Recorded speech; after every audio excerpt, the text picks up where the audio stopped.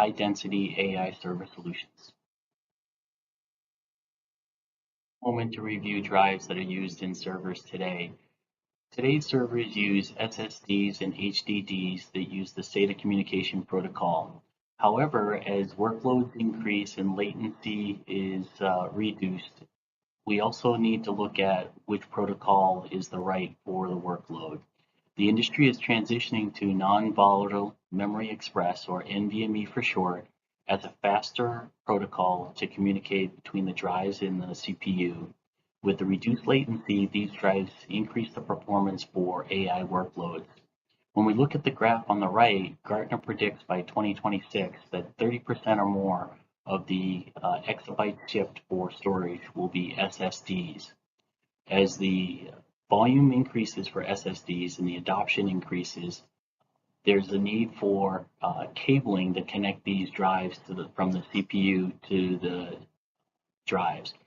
These require additional cable, and so as the cable increases, the density increases, and requires advanced planning for mechanical and thermal management. 3M's twin axial cable with its thin, flexible format will help in these situations, and we'll review that later.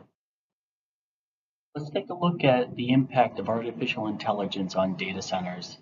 AI applications require increased computational power, and the shift is from CPUs to GPUs that can handle massive parallel processing.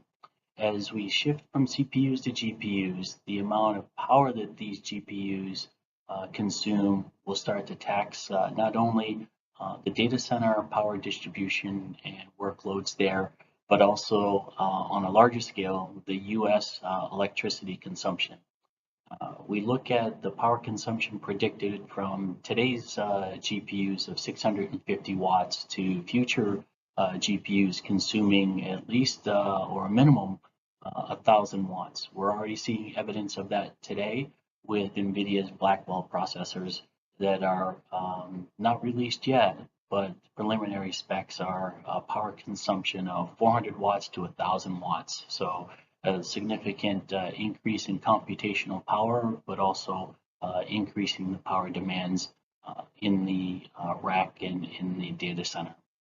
And when we look at the larger impact, by 2030, we're anticipating about 6.5% of the US electricity consumption will be through AI workloads. And that's upwards of 7% at 390 terawatt hours. So that's a lot of power that will be consumed through AI workloads.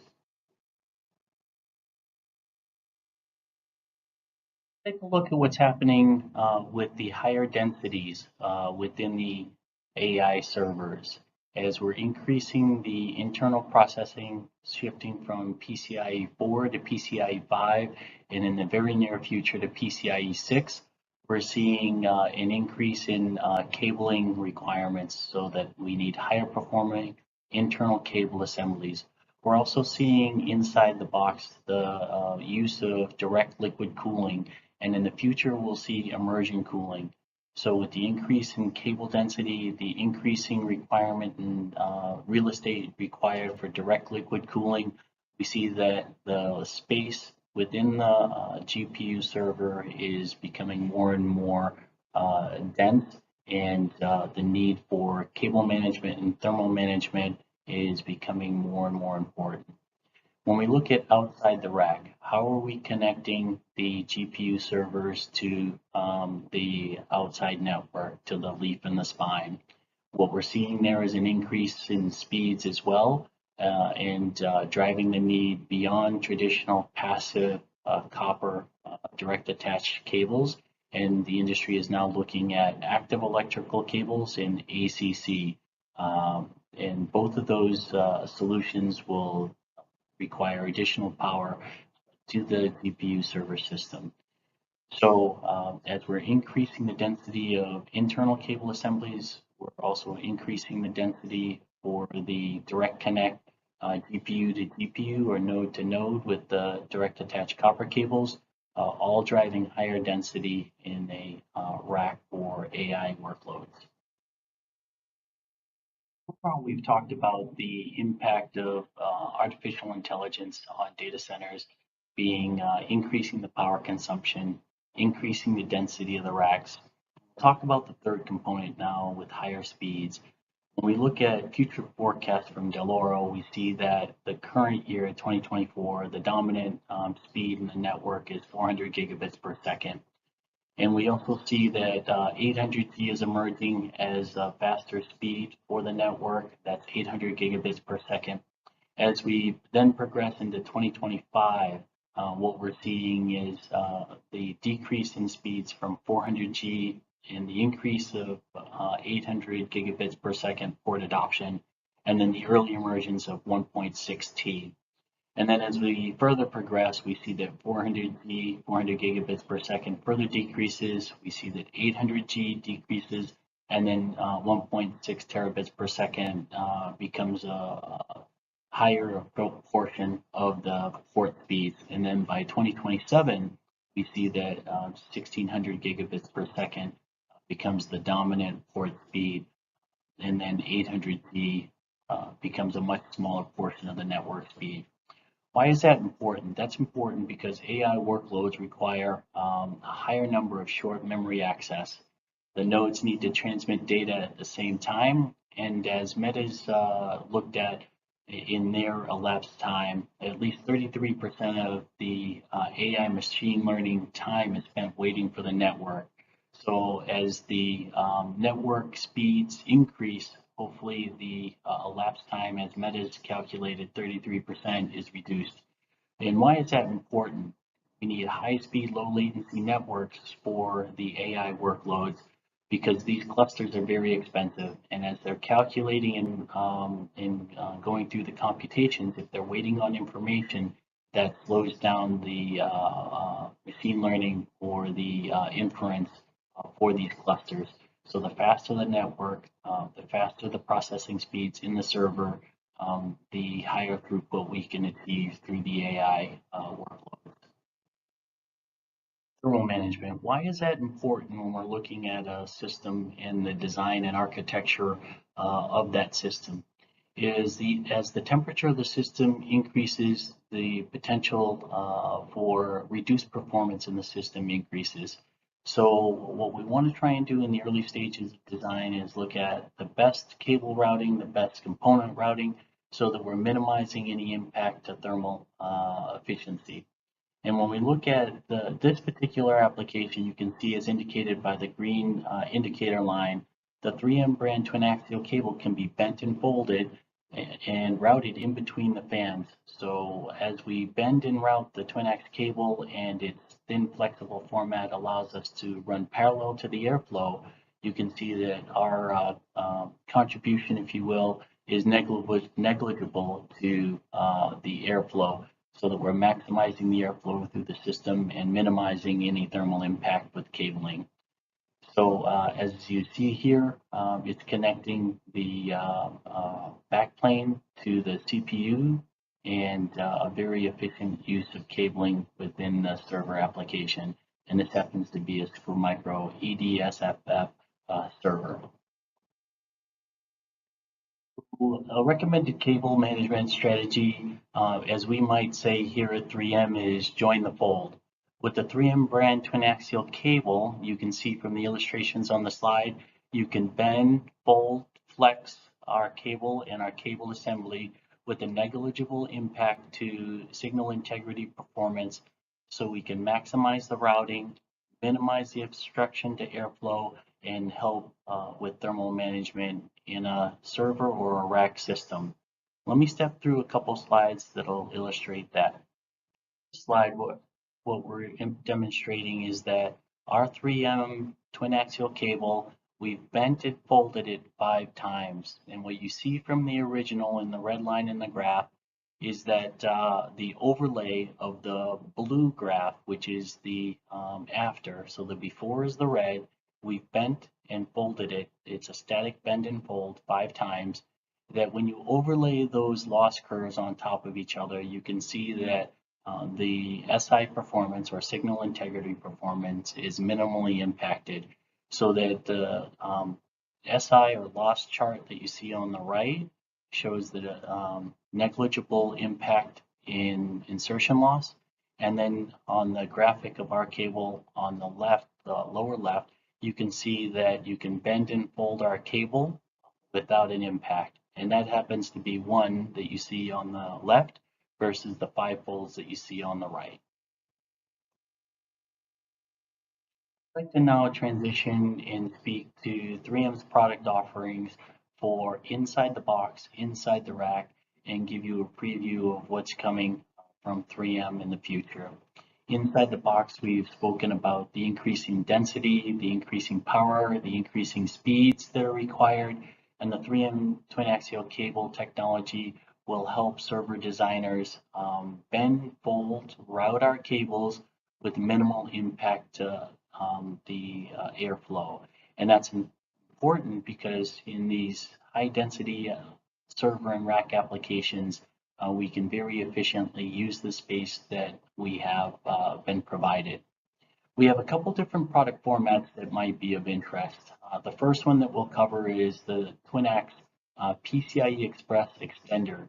In some cases, there might be the need to extend connectivity to an add-in card, to a drive, and in that case, we have PCIe Gen 4 and 5 extenders available in a by 8 and by 16 configuration. We also have them available in straddle mount and surface mount, all using 3M's 30 gauge twin axial cable. In addition to that, we also have 3M multi-channel I/O that is compliant with the SFF TA 1016 specification. It's available in a by 4, by 8, and by 16 configuration. We also have it available with push button or pull tab release, and then it utilizes wire gauges from 31 to 29 gauge. There's also various configurations of the cable assembly that is straight, and in some cases we can reduce the size, and in some cases we can also have it as a right angle mount. So any of those configurations, we have applications engineers and Sargent available today to discuss with you. We also have traditional slimline cable assemblies compatible with SFF 8654, available in by 4, by 8 configurations in straight and right angle, as well as 30 and 31 gauge. All of these can be custom configured to your specific application so that in the illustrations you see on the bottom right, we can take multiple individual cable assemblies, bend and fold them specifically for your server configuration so that they can be inserted during manufacturing into the chassis and directly plugged into the appropriate ports on the motherboard, as well as on the mid plane or back plane. Inside the rack, 3M offers direct attached copper cable assemblies in QSFP28 or 100 gigabits per second form factor, as well as QSFP-DD transmitting speeds at an aggregate data rate of 400 gigabits per second. That's important because the same properties that we discussed on the internal assemblies are also transferable to the external assemblies. Our cable can be bent and folded inside the rack in those tight areas when we're connecting the server network interface card to the switch in the rack. So that might be a top of rack switch, that might be a middle of rack switch, but our cable assembly can be bent and folded within the rack with a negligible impact to SI. And in addition to that, there is no minimum bend radius configuration or limitation with the 3M direct attach cable assembly. You can bend and fold, as you can see that from the illustration on the left, directly exiting the DAC form factor, the cable connector. We can bend and fold our cable. No need to have a minimum bend radius in the routing. So that's one of the significant advantages of using our cable assembly. And when we look at the different product configurations, at 400 gigabits per second, we offer a straight assembly, a Y cable assembly, and a breakout assembly. And on the 100 gigabits per second product format, QSFP28, we also offer a similar product variety, straight, Y cable, and breakout cable. We'll answer any questions that you might have on performance and applications in a few moments during our Q&A session. The future hold for 3M's inside the rack product offering. When we look at the advantages and the benefit of the 3M DAC cable assemblies, you see that I'll start from the bottom. We can custom bundle our cable assemblies, not only on the internal applications, but also inside the rack applications. We can look at a light flexible cable assembly in your application, and our cable properties allow it to be bent and folded as you see from the illustration on the left, with a negligible impact on SI performance. So our cables are thin, light, foldable, flexible, and easily routed inside the rack. You heard me mention earlier the AI impact of data centers. The speeds are increasing, the density is increasing, and as we move towards the future, 3M will be offering an 800 gigabits per second OSFP form factor active electrical cable assembly that will comply to the 802.3CK specification, and will make that available in a straight form factor as well as a breakout form factor. We'll also introduce an 800G passive cable assembly, and that will be available in a straight form factor as well as a Y form factor, and also compliant to the 802.3CK specification. And then even further, you heard us mention that the future adoption of 1600 gigabits per second or 1.6T will be emerging in the 2025, 26, and 27 timeframe. 3M will be launching an active and passive version of a 1.6T OSFP cable assembly. So we look forward to working with you on our existing products and answering any questions that you might have. We look forward to advanced development with you on our active 800G, passive 800G, and then also our active and passive 1.6T OSFP product offerings.